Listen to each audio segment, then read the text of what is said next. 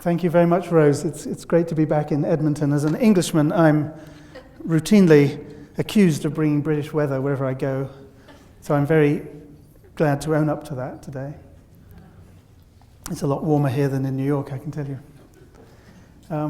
Those of you who've heard me speak before about innovation and adaptive change in the arts and culture sector will recognize some of what I have to say this evening, but I thought I would go in a slightly different direction and talk more about the relationship of change in the arts sector to the role I think that the arts can play in the larger community context as we look at the future of our cities and the province.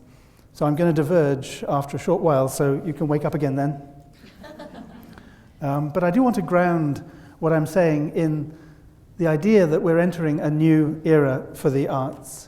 And this is an era brought about, I think, by the enormous changes that we're all seeing in the way that people want to engage in the arts and the role that the arts plays in our communities. Demographic, generational changes, and perhaps above all, changes in technology and in the way that people can co-create arts experiences. These and many other factors are, I think, moving us decisively, but slowly, from the first era of developing a professional arts sector, both in the US and here in Canada, towards a new era. The old era, I think, was essentially characterized by this idea of being structured for growth. This was a phenomenon that began in the post-Second World War era. In the United States in 1957, the Ford Foundation became the first national agency to create an arts program that was strategic in spreading the professional arts sector across the country beyond the metropolitan areas where people could already see high-quality performances and exhibits.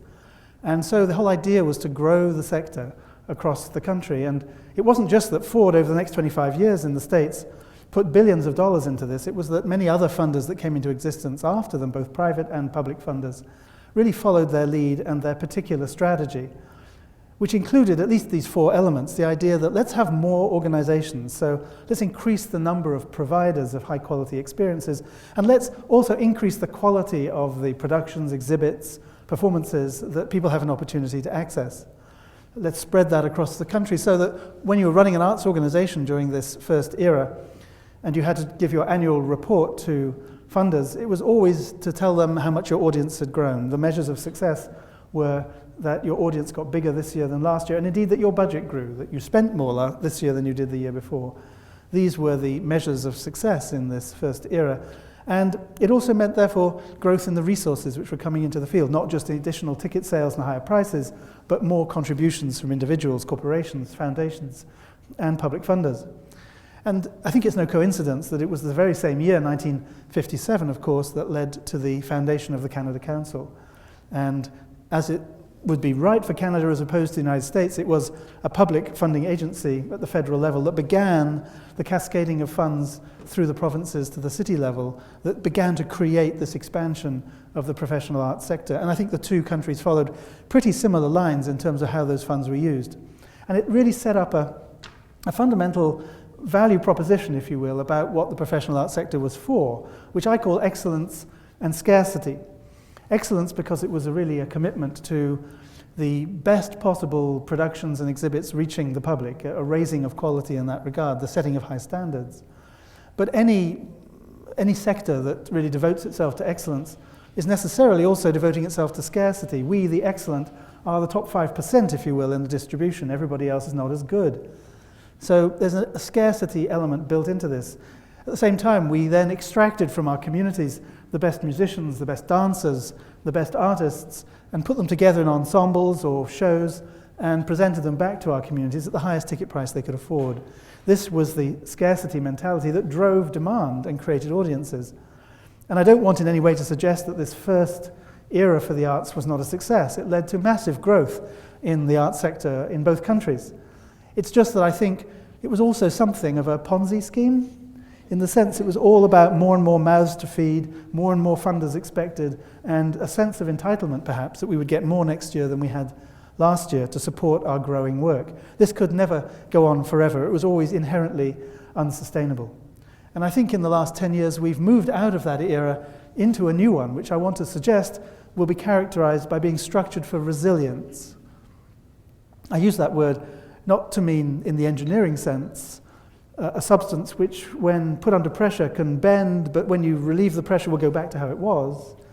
I mean it in the biological sense of resilience that means that organizations, individuals, and communities can absorb new shocks and changes, new challenges, and find new forms which they can retain as they move forward. And I think that's the direction we're headed with the arts. It's already, I think, meaning a lot of changes in the sector. You used to be the only theatre company in town, and now there are 3 or 4 doing different kinds of work. You used to be the only museum or art gallery, and now there are commercial galleries, non-profit contemporary galleries, all sorts of different agencies in town presenting and promoting the arts. And we no longer can drive our strategies from A to B to C to D as an organisation without the interference or interdependence of those strategies with those of other organisations. We live in complex local systems of interdependence that require us to learn how to lead in these kind of complex adaptive systems that's so different from 20, 30 years ago. What that means in part, I think, is engaging with the creative interests and potential in our communities in a way that we didn't before, as we withdrew, in a sense, to establish our excellence and our brand as a professional arts sector. We live perhaps in a more creative time than ever before. When the National Endowment for the Arts in Washington, D.C.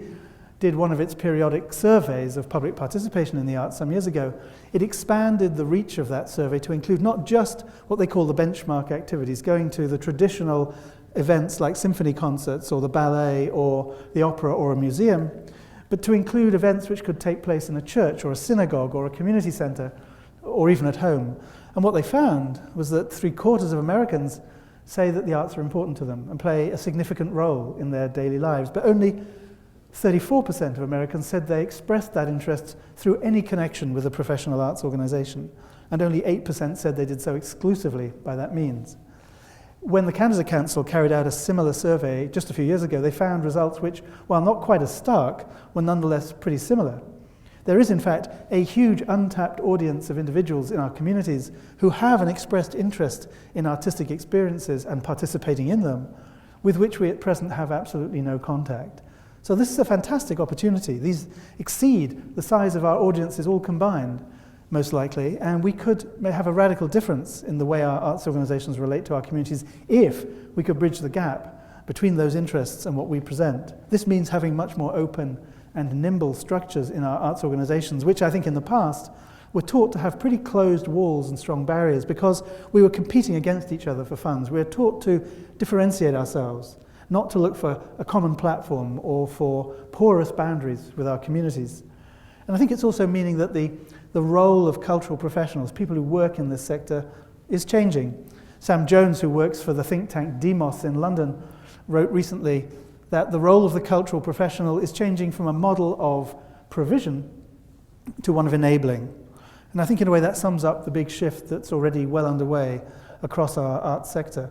A move from the idea that our organisations are there to supply high-quality performances to being organisations that are responsible for building the expressive lives of the citizens in our communities. A very different mandate, and already I think leading to a lot of changes in the arts community. It's also a different value proposition, I think. I call it abundance and intimacy. That is to say, a recognition of the abundance of creative talent and interest in our communities that's out there, and a kind of customer intimacy which may be taken for granted or quite normal in other sectors, but which has not, I think, in the past been a driver of arts development. Another way of looking at this shift that's going on internationally, I think, in the arts sector is to say that in the past, as we grew the sector, we put a huge amount of emphasis on stability.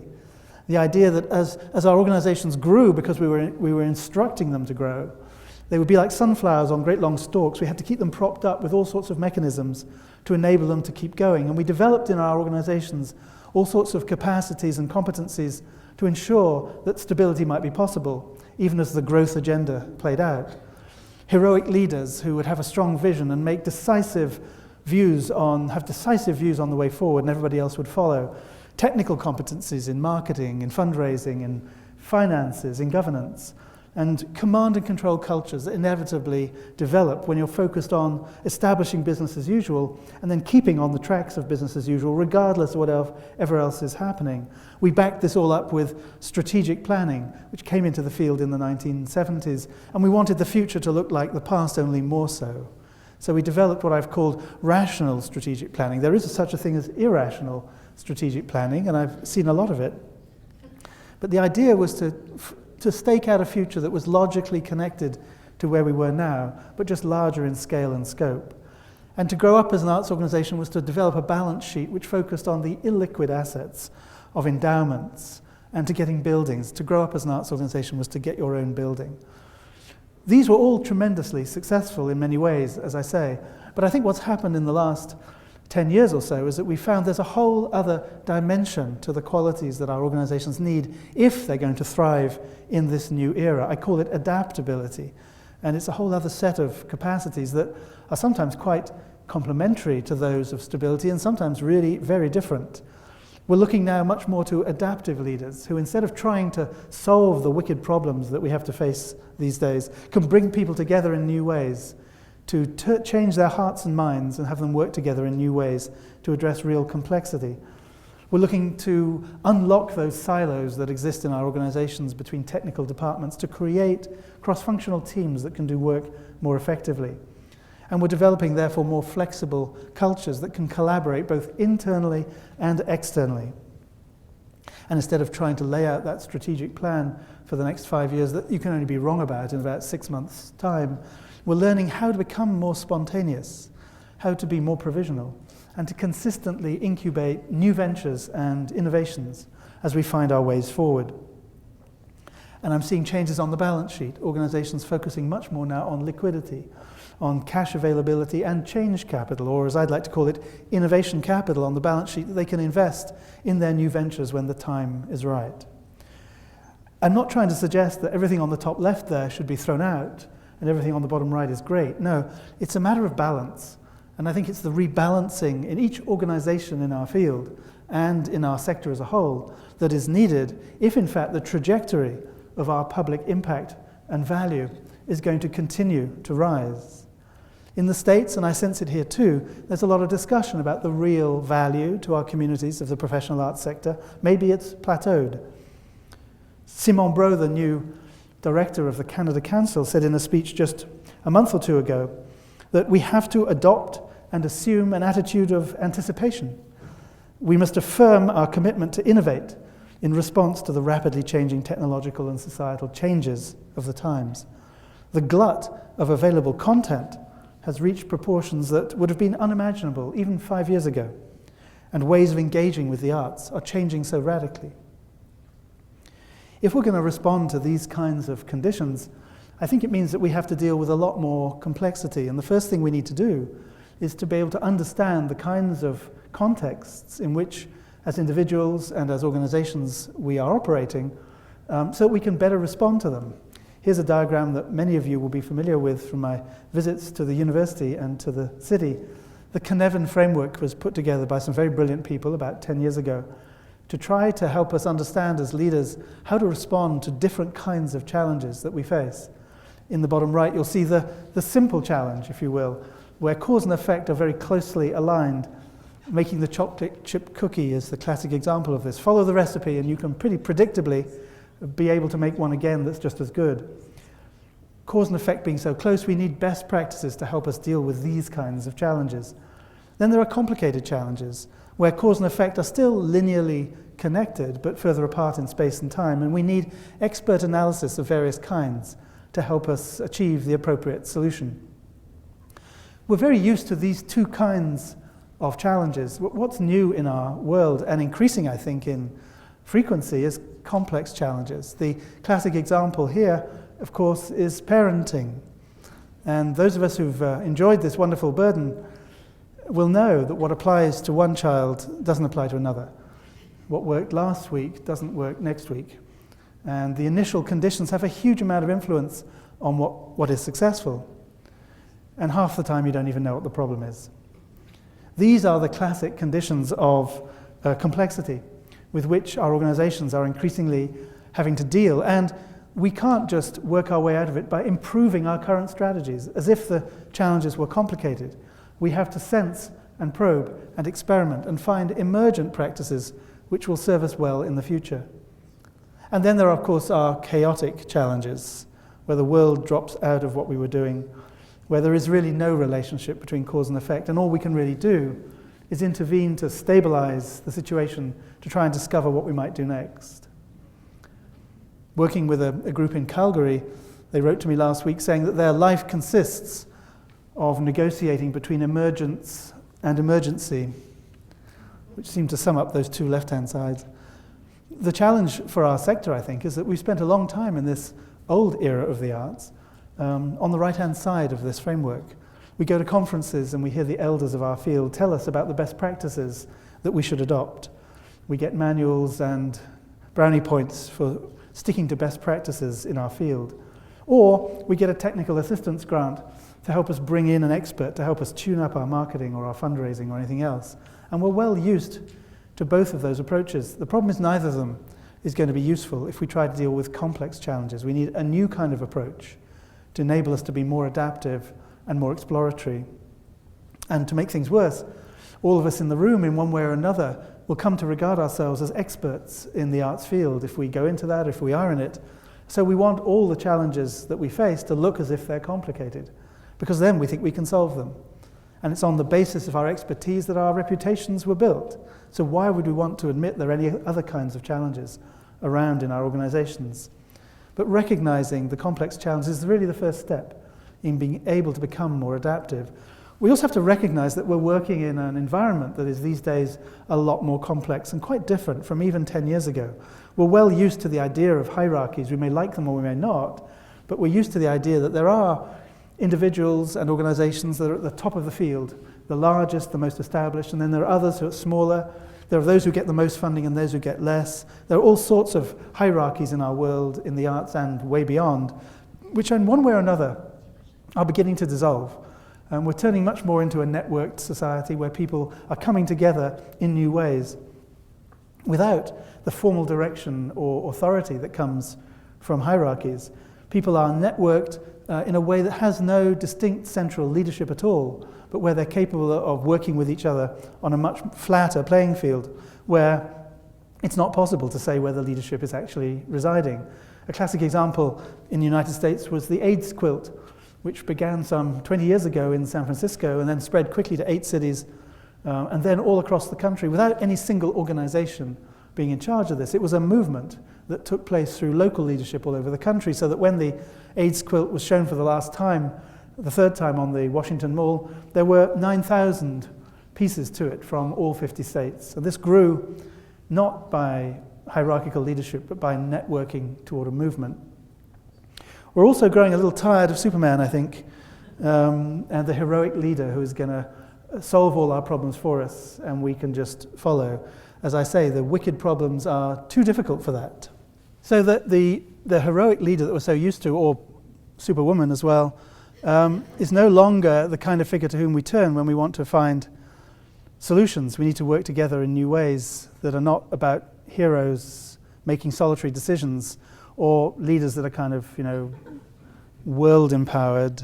We've grown tired of that, and the challenges we face are too complex. We're looking now for leaders to be much more collaborative, to be hosts. I just didn't have a picture for this one, so I kind of like this picture. The leader is a collaborative host, there in the middle of things, welcoming people and being involved in bringing people together across difference to work together. There are changing dynamics, therefore, in our communities which require from us different ways of thinking, from hierarchies to networks, from the leader as heroic to the leader as collaborator. And this means, I think, that the age for organizations of strategic planning is giving way to the idea of learning how to work in complex adaptive systems. All these changes then in the arts are leading to a lot of innovative practice here in Edmonton and across the country.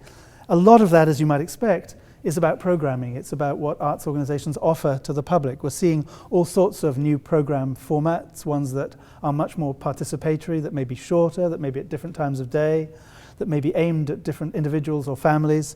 Lots of changes in the way that organizations are thinking about their programs. New venues, this is about the performance of Macbeth, Sleep No More in a warehouse, where you go from spooky room to spooky room and different scenes are acted out in front of you. It's opera in the swimming baths, it's Haydn in the planetarium. Lots of non-traditional venues where we're looking to engage the public in new ways. It's also about co-creating those arts experiences, bringing what were formerly known as our audiences in as participants, not just passive consumers, but active participants in process as well as product. And it's about using the web, not just for communications, but as a site of creative activity involving arts organizations with their patrons and with the public in creating work online in many different ways. And it's much more than that. I think in organizations we're also seeing a lot of people looking to give a new kind of agency to artists. The interface between artists and organizations in our field in that old era was, I would argue, pretty problematic. We kind of sequestered our artistic assets to be focused only on creation and production, whereas artists are tremendous lateral thinkers and great organizational members.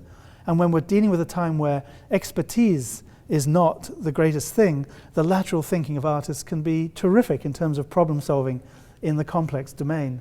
So I think we're seeing a lot of organizations looking to rethink the way that they work with artists and the roles that artists have in their organizations. We're also seeing a lot more collaboration, not only within the arts, but beyond it as well. There's always been collaboration in our sector, but now I'm seeing organizations think of collaboration not as that slightly burdensome extra that we all have to do with too few resources, but rather as part of our DNA, part of our way of thinking about how we act as a platform. And moving beyond the arts, because people are beginning to realize it's less about differentiation these days and more about creating what I call a larger civic footprint, an economy of scale that builds critical mass. This is happening, I think, all over the country. We're also seeing organizations restructure fundamentally to meet the demands of this new era. You can't sustain a different set of external relationships unless you have different ones within your organization. This begins at home. So organizations restructuring to be able to deal with these new demands. And even actually, of course, partnering and merging. Merger used to be the dirty word of the arts sector. Those of you who study life cycles of nonprofits may recall that the traditional picture says, startup, growth and maturity and then decline and perhaps turnaround or death. We don't let nonprofits die, so it probably just sits there. But just before turnaround or death comes merger. If you can't do anything else to save this organization, have it merge. I used to see so many funders who said to me, we've got two weak organizations in town, let's have them merge. And a lot of good that did. Now I'm seeing strong organizations come forward to merge because they're recognizing they can get things done together that they couldn't do separately. And organizations, I think, are also networking these different approaches. They're trying many of these at once and looking at many different avenues to see how they can adapt and thrive in this new environment.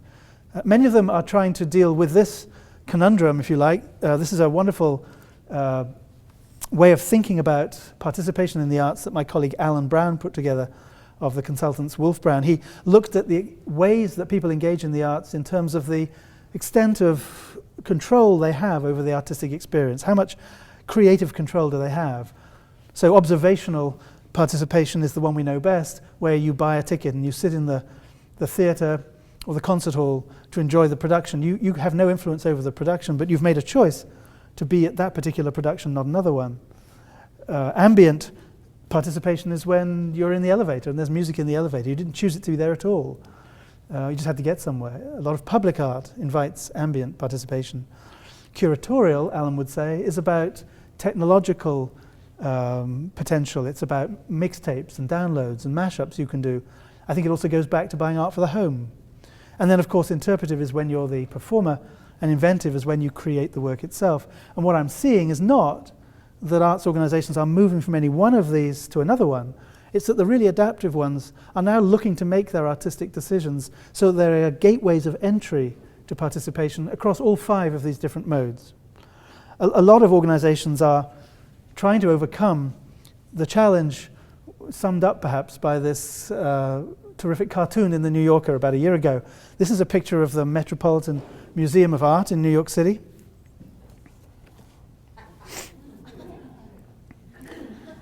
And this is really a large problem, I think, now in and with our arts community.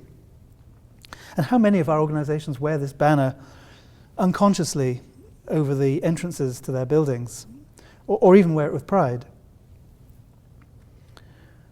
So I want to turn from that background and the general sense of what's going on to address these changes, changes of the era in the arts, to things more local, because we've just begun, as Rose was saying, this new Pathways for the Arts program here in Edmonton. So I've had the chance to engage with 20 organisations in town repeatedly over the last few months, and we have been asking them a lot and exploring the kinds of complex challenges that they are saying they are facing. And what you see on the screen now is a summary of some of the big themes and topics that have come up in those discussions. There's been a tremendous interest in how arts organisations now can reach beyond the sector to build civic impact. How do they have impact across the community as a whole and really matter? Not just be a luxury or an extra in the community, but something that really matters. This is a big part of the shift that's happening in the arts. Years ago, when the Obama administration did the stimulus package, which was so many hundreds of billions, the National Endowment for the Arts eventually got $50 million out of all of that, alongside roadside beautification. That was the category in which the arts were seen to be significant, which suggests they don't matter very much to our communities. How can we make ourselves of real value to the broader community? And that means to a lot of young people who are growing in numbers and importance, the Aboriginal community in Edmonton, which is among the largest in the country. How can we reach out and engage in new ways? How can we renew the mainstream sense of the value of art to the public? How can we collaborate when we're brought up to be competitors? What is it we can do together that we can't do separately? These are some of the key questions that are being asked as the arts sector tries to deal with this new era. And from the Edmonton Arts Council, I know there are also questions about governance and volunteering, which are really urgent and pressing in engaging people in the arts sector. Let me turn for a moment then to the other side of this equation, if you like, and talk for a moment about the city's concerns. The city, of course, has a multi-year plan, stretches through 2040, called The Way Ahead. And this is a remarkable document. I'm sure you've all read it. And it's got a lot of pictures, but it has a lot of writing too. It begins by asserting that Edmonton is, quote, a northern city of art and ideas, research and energy. So that's pretty good. And Mayor Iverson writes in his foreword, our cities have become living labs, no less, where new ideas quickly connect with the fuel to make them possible. The work we're doing to diversify Edmonton's economy through entrepreneurialism, incubation, technology transfer, is the kind of work that makes our country more resilient and competitive. Resilient and competitive. This man writes the kind of consultant language I like. So the plan, of course, has a vision for the future of the city. It has goals, it has corporate outcomes, it has measures and targets. And these are all good traditional ways to organize city departments, to try to corral the many disparate interests with which the city works in order to do work that's related to the plan. They're great for existing strategies, for tuning up the ways that the city approaches its various responsibilities, and they're good for creating new strategies that are logically derived from those of the past. And indeed, that's what most cities end up focusing on. Incremental improvement so as to be able to report a positive scorecard. So when you look at the targets and the measures that the city is setting out in this plan, what you see is stuff like this. Here we are looking at sustainable and accessible infrastructure, and the second of these two measures, as you can see, is about how Edmontonians respond to surveys on the quality of access they have to amenities and services that improve their quality of life. And the aim in the plan is for this indicator to go up from 69% in 2013 to 70% in 2018. Hey. Or when it comes to the question of how connected people feel to the city, you'll see in the second one here that there is an expectation that in assessing how strongly connected Edmontonians feel to the life of the city, this will increase from 41% to a whopping 45% by 2017. Now, I don't mean for a moment to denigrate these measures or say they're not important. It's just that they represent incremental positive change, which is one side of change, much more associated with complicated challenges than with the complex. But actually, the city's plan is more ambitious than this, though these measures might not suggest it. The planners want to, quote, take a holistic view of planning that acknowledges the interrelated and interdependent reality of complex urban environments. And the plan is actually built on 4 principles, one of which, livability, is very much more fleshed out than any of the others. And when I look at those aspects of livability, I think they are suggesting some much more radical approaches. For instance, residents that are actively and strongly engaged in urban life, spaces, public spaces that are not only magnetic but alive with activity, a diversity of citizens actually having direct and productive partnerships with the city, and more, a well-designed, clean community with lots of open spaces and a sense of pride in the place, sustainable employment, lifelong learning opportunities, and processes that provide for public participation in decisions that affect residents. These are not so simple. These are not even so complicated. These can quickly become very complex principles to put into action. They say if you want to go from being rated 23rd in your field to being 19th, employ a manager. If you want to go from being 23rd to being first or second, employ a leader. And even though we might be shifting from heroic to adaptive leadership, I think the axiom still holds.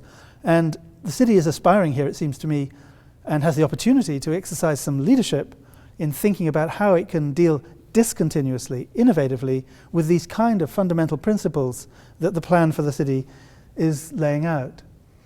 So what should we do about these various concerns, and what role might the arts play? Well, for certain, many of the issues are complex, and I think as an arts sector we have to question a lot of our established assumptions, move away from those where there seems to be evidence that they no longer hold, and find new pathways that are divergent from the best practices of the past. This, I think, requires new thinking as well as new action on 3 levels at the same time: the level of individuals, organizations, and the wider community. At the level of individuals, we need adaptive leaders who will foster the discovery of shared solutions, because, as I say, those wicked problems won't be solved by any one person, no matter how brilliant. At the organizational level, we need organizations to be more adaptive and to be structured to deliver on those new capacities. Because structure drives behavior, as the systems thinkers remind us, you have to have a different structure to deliver a sustainable new approach to your community.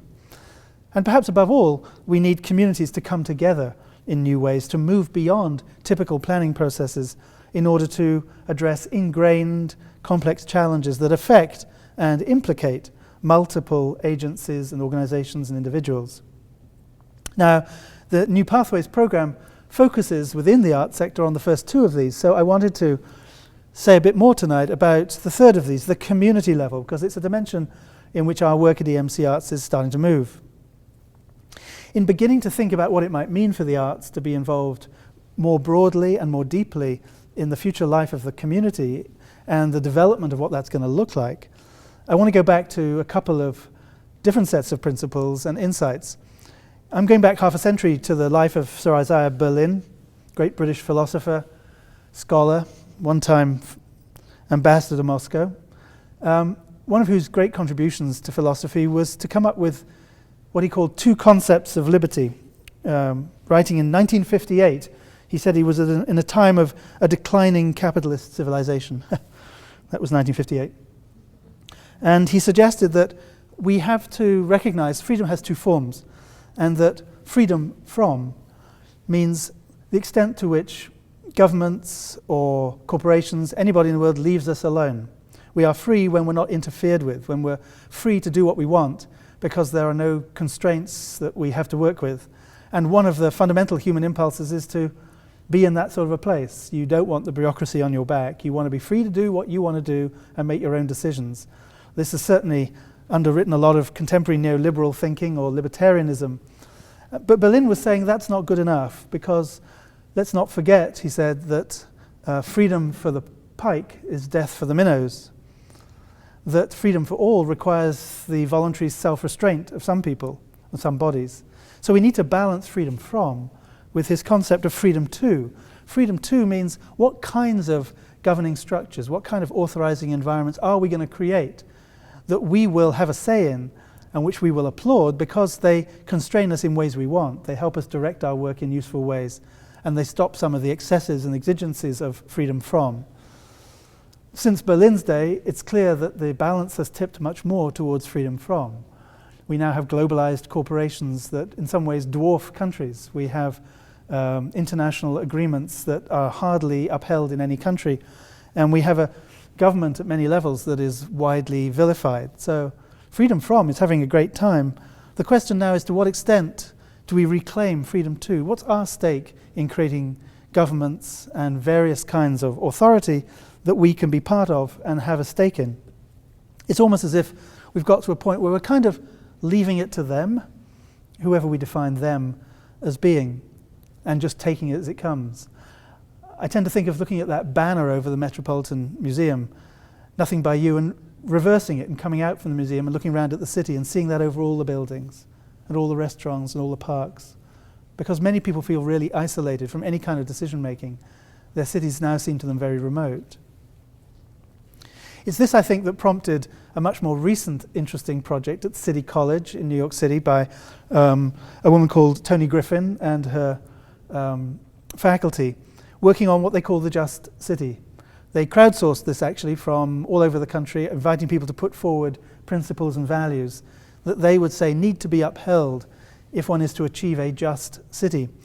And these 10 principles, as you might be able to see, reflect both aspects of Berlin's freedom from and freedom to.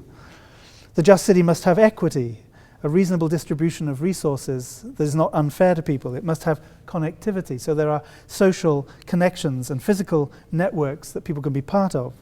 It must accept diversity and a set of cultural norms that is varied. It must have access to everybody, to different amenities, allowing them choices among them. And they must be able to choose different ways of acting and behaving without constraint. There must be the capacity for participation so that individual spatial and social well-being is something in which they can participate. There must be a sense of inclusion and belonging so that there is an acceptance of difference. And there must be the right to a well-designed and a beautiful environment is upheld. There should be ingenuity in the kind of interventions that help shape the society in the city. And there must be an opportunity for everybody to feel a sense of ownership, a kind of equity stake, not only in the outcomes, but in the process by which these decisions get made. And it seems to me in the arts that we have to start thinking about how we can embrace these kinds of principles of the just city if we are to make this larger contribution to the future of our cities. This means dealing in a very different way with the challenges of complexity that are coming up. When we deal with complex situations, I think we want it to look like this. This is a classic example of planning, whereby you have a vision of the future and you lay out a plan in this stepwise kind of way, whereby various inputs and activities will lead you to the outputs and the impacts that you want over time. This is a classic logic model, a theory of change that we find all over the world, but it's inadequate because what happens when we start getting involved in these kinds of situations is it turns out like this. You know?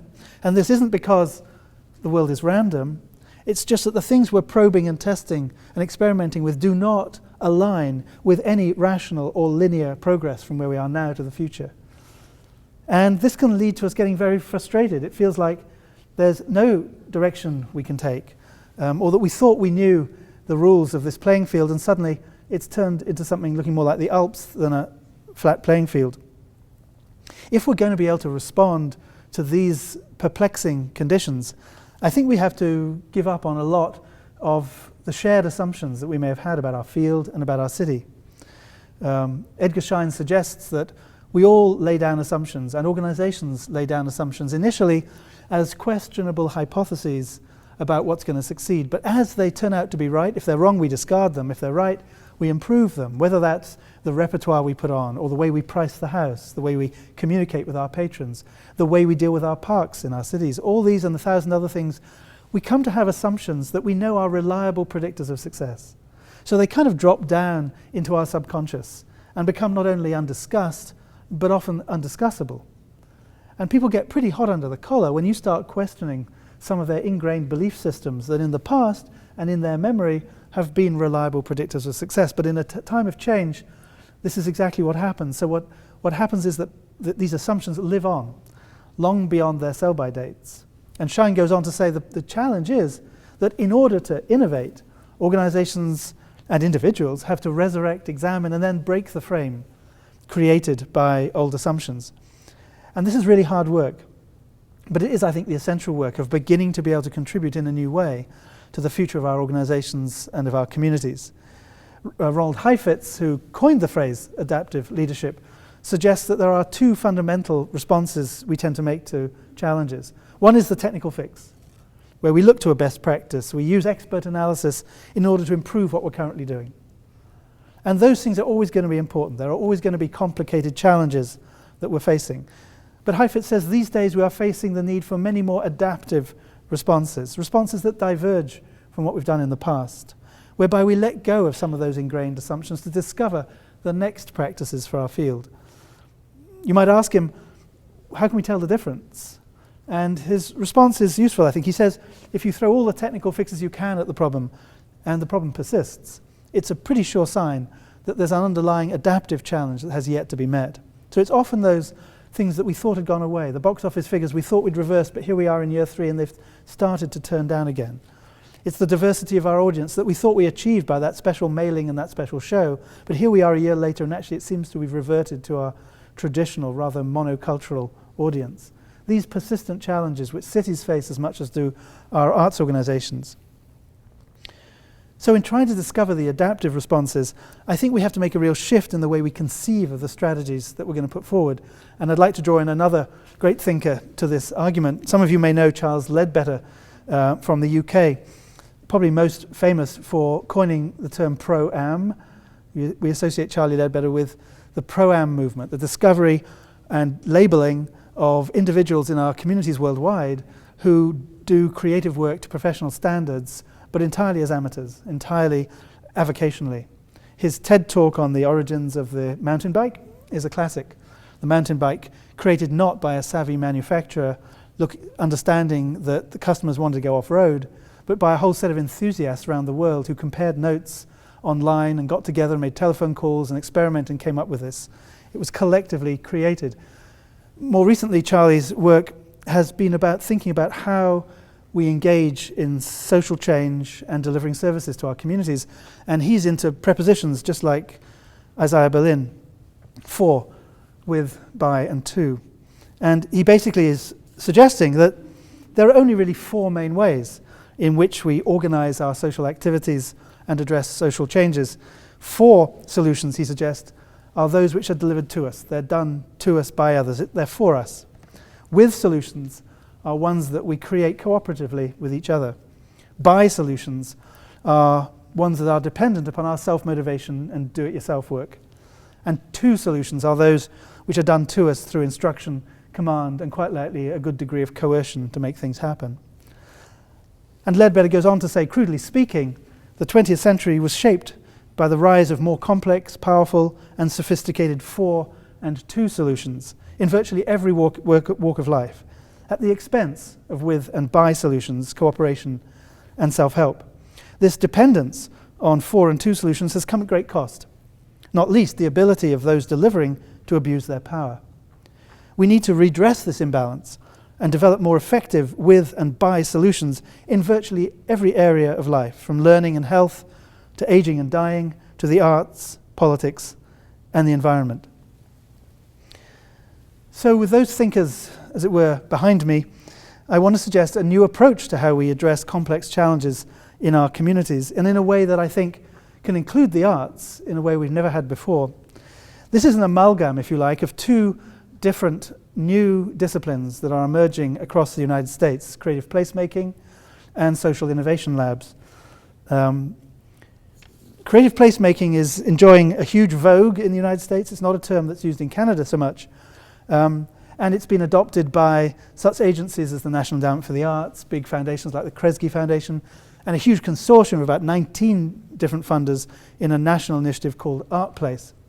And ArtPlace defines creative placemaking as the set of practices in which art and culture work intentionally to help to transform a place. Well, of course, this is work which was going on long before the term creative placemaking was invented. But it does help to bring attention to the work that artists do in our communities, that it has a social construct, that is about change in the nature of the community. I worked some time ago with a wonderful artist called Lily Yeh, who founded the Village for Arts and Humanities in northern Philadelphia, a very run-down, derelict neighborhood, which she transformed with thousands of local community members into a vibrant local neighborhood, highly self-sufficient and full of extraordinary artistic creations. They began by taking the most derelict, empty park in the neighborhood, and they dug into the middle of it, a great big hole, and what came up were old cars and fridges and furniture and stoves and bicycles, and the whole history of their community was displayed around them in rusted form, and they were able to rediscover and kindle a sense of how they could renew that history by that piece of excavation and archaeology, and went on to treasure their community in a way they never had done before, and created all sorts of initiatives through art to revitalize that community. Creative placemaking is doing a lot of great work of that kind, I think, but most of it is single projects. You might even say demonstration projects, with little building of capacity to continue to work that way in communities or legacy across the country. The other side of this is social innovation labs, a more familiar term, and I think one that's been adopted globally with all sorts of agencies, from private sector to independent consultants to whole national governments, getting into the idea of how they can use ways to bring people together to find new approaches to solving social challenges. One of the leading exponents is Zaid Hassan of Rios Partners, who writes that current approaches to addressing complex social challenges are not working. Project or planning-based approaches favored by governments, corporations, and large non-governmental organizations, though familiar, are entirely inadequate in the contemporary context. He goes on to say, to cope with the challenges of liquid modernity, new spaces are required, peopled by diverse communities within which the capacities for addressing challenges can be learnt and new cultures emerge. He's a florid writer, is Zaid. But liquid modernity is a quote from a Polish philosopher called Zygmunt Bauman, referring to the way that we live in much more distributed, networked times with a loss or a lack of the solid certainties that came from those old hierarchical models. People are searching for meaning, unanchored, unmoored, more online than offline in many cases, and we need to find new ways to deal with these kinds of interactions. Social innovation labs were created to provide extended process frameworks in which people could come together across different boundaries, sectors, backgrounds, professions, whether they're deeply empowered by the current system or historically disempowered, in order to find a way to work together that would come up with new solutions to the more intractable problems that their communities are facing. From our study of these two, we've come up with a new hypothesis, because the problem with social innovation labs is many of them have been on a very large scale, national or even larger. The electricity lab in the Rockies in Colorado is trying to remake the American electrical grid. The food lab in India was trying to deal with poverty throughout an entire part of that country. Very few of these labs have actually been local in construct, and it's at the local level, I think, leverage for change ultimately really exists. The other thing about social innovation labs that's so clear is that virtually none of them involve the arts at all in their efforts. Arts organizations are simply not at the table, and artists are not involved at all.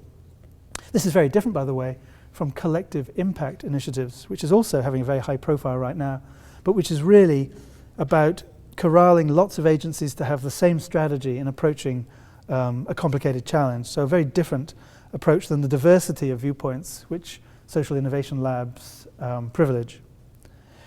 We see an opportunity in our new hypothesis is to test whether in fact artists and arts organizations can be integrated into this kind of new approach.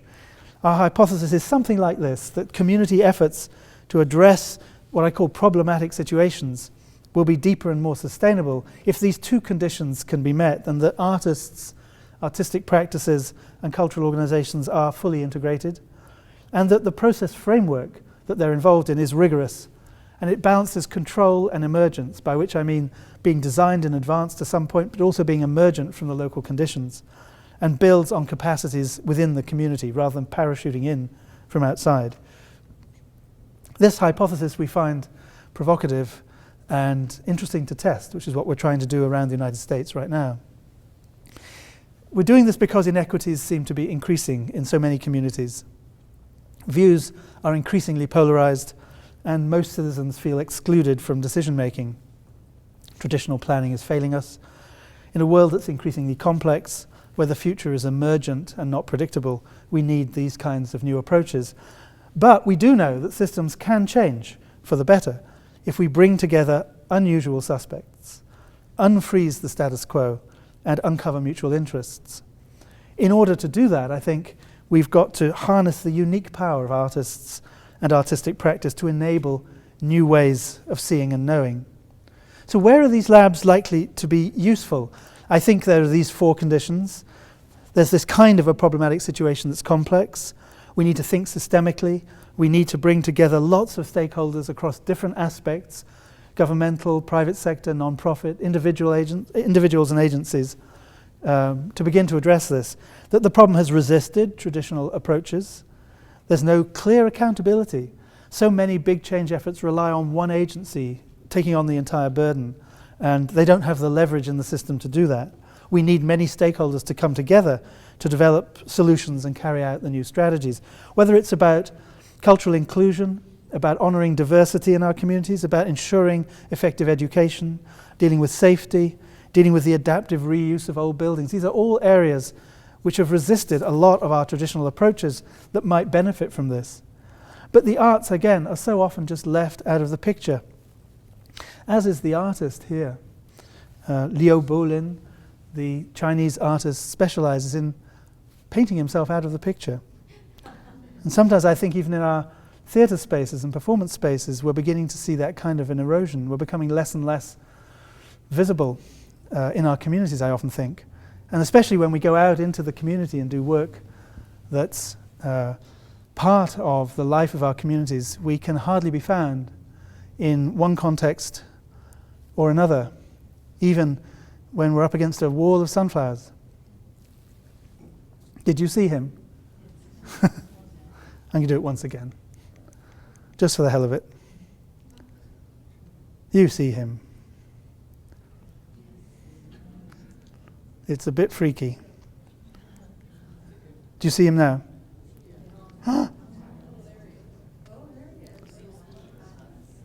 It's not a trick, he's painted. Yeah.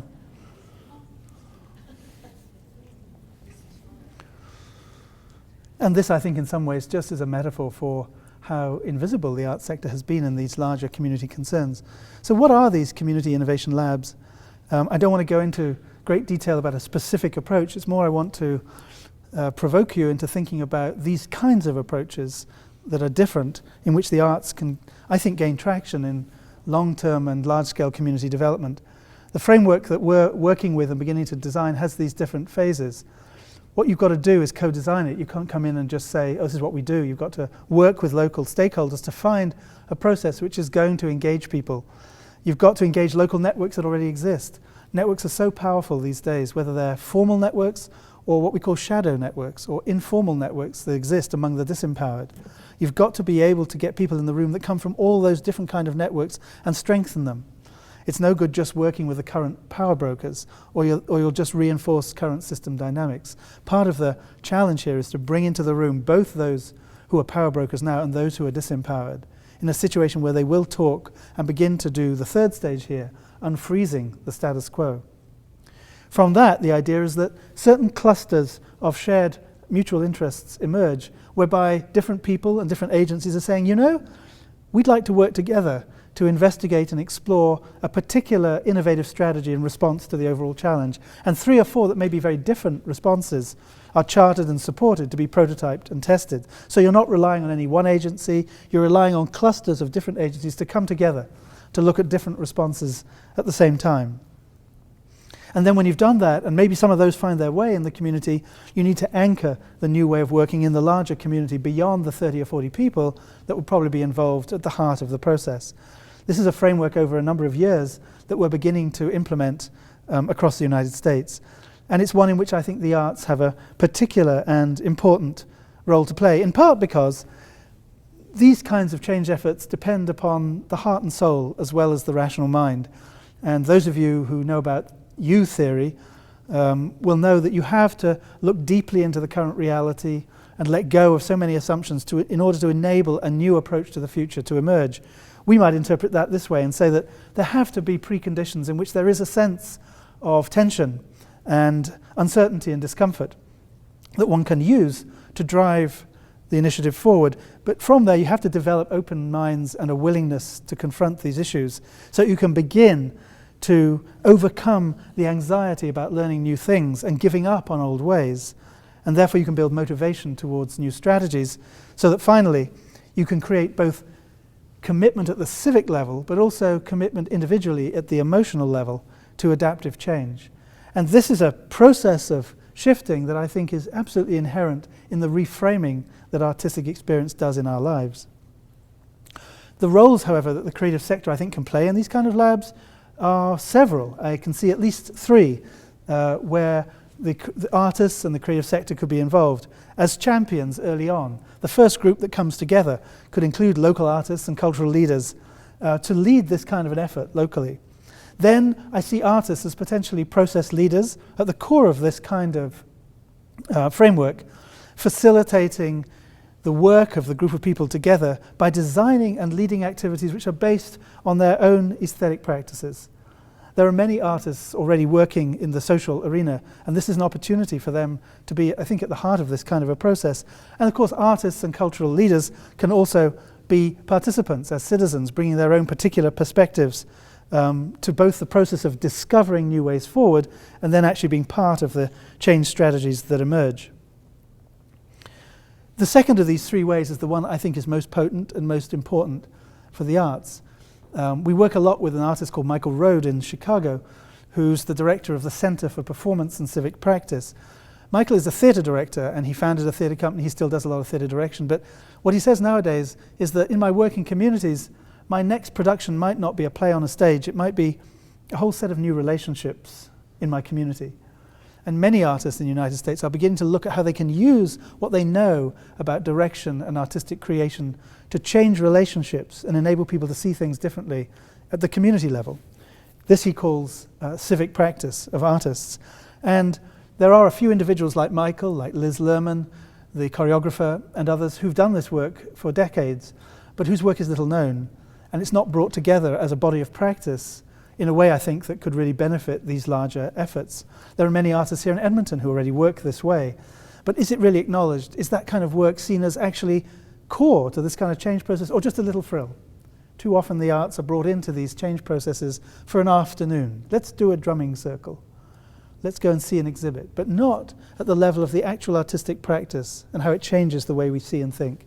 I think there's a great opportunity to do this. So, as I think about learning Edmonton and getting to know the community, I wonder, is this something Edmonton could do? Is this something whereby the arts could play a larger role and really be relevant and central to the way the city thinks about its future? And I think there are a number of really good signs that actually the city is ready and ripe for this kind of activity and this kind of integration. The city's commitment to complex systems change. The Chamber of Voluntary Organizations plan for the human services sector, for instance, includes 4 elements that are really close to this: fostering networking at multiple levels, building the capacity for engagement, aligning work strategically, connecting the dots across networks. Absolutely central to this kind of work. The New Pathways program itself brings together 20 cultural organizations to think and act differently in relation to their role in the city. MacEwan University's commitment to adaptive leadership in the arts and culture is another really important ingredient in having the conditions that could make this something useful. And at the federal level, we're seeing a lot of change in the Canada Council and the way it thinks about the arts. I quoted Simon Brault when I started. Let me just bring him back for a moment here. He says, if we want the enormous contributions made by the arts to be recognized, we need to have a seat at the table where the decisions shaping the future are being made. So these, I think, are all reasons why I'm questioning how the arts could play this larger and more central more long-lasting role in the community as it thinks about its future. And it brought to mind a famous artwork by the British artist Anthony Gormley. I don't know if any of you had the opportunity to experience his Field for the British Isles, as it was originally called, a decade or more ago. But it was a large public art project that had some interesting implications in cities and communities now around the world, not just in the UK. He worked with thousands of local community members to find itsy-bitsy little bits of clay and individually have them mould in their own way a little human figure, which they fired on a tabletop or maybe in a kiln. And then they were all assembled somewhere in the city as an exhibit. And there they are. I used it as my opening slide. These extraordinary carpets of curious figures asking dumbly somehow something about the future or where they are. And they've been laid out in remarkable venues that you might not expect. 40,000 of them. In China, 200,000 at a time. They're our own little terracotta armies, but they're not armies. They're somehow saying something about giving back this work to our citizens and having it count, made of clay, the very thing we are, and invading spaces where we wouldn't expect them to be. That's not just one room. That goes on and on. So I think of it as a bit of a metaphor for the way in which we can have our communities come together. Within these fields, there are, of course, different coloured areas where a group of people worked with clay of a certain colour or created their figures in a certain way. So this is not just an anonymous mass of figures. It speaks to the different interests and colours of the community as well as to the total effort. What I think we can do through work of this kind is to make innovation activated, make it something that's active in our communities in a way that is centred in art. And that, I think, is going to be among the big mandates of the art sector as we move through the next 20 to 30 years. It's real work. It's work that doesn't deny nor denigrate nor reduce the importance of the artistic process or its output. Things can be just as excellent in this field of community engagement as they ever have been in our concert halls and theatres. And yet it's a struggle to get that traction. I think we need to think differently before we can act differently. We need to be out there engaging with those who are among the authorising environments of our communities to find this way in. And we need to be prepared to be generous and porous about the boundaries of our own thinking and of our organisations. If we can do that, then I think we can begin to find a level of relevance for the arts that we may never perhaps have had before. So I'd like to end with a short poem that I think captures something of that. It may be that when we no longer know what to do, we have come to our real work. And that when we no longer know which way to go, we have begun our real journey. The mind that is not baffled is not employed. The impeded stream is the one that sings. Thank you very much.